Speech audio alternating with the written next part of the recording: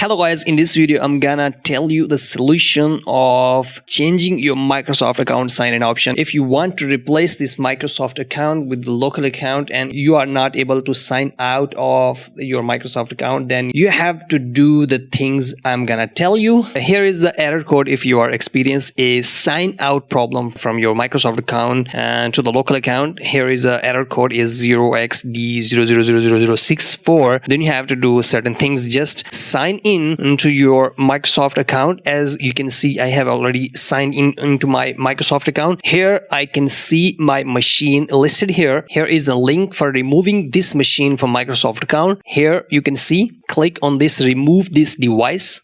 I am ready to remove this device. Okay, and remove.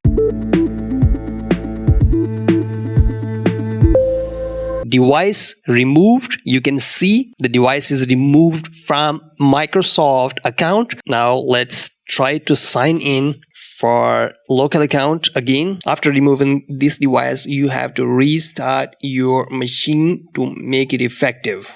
I am restarting my device.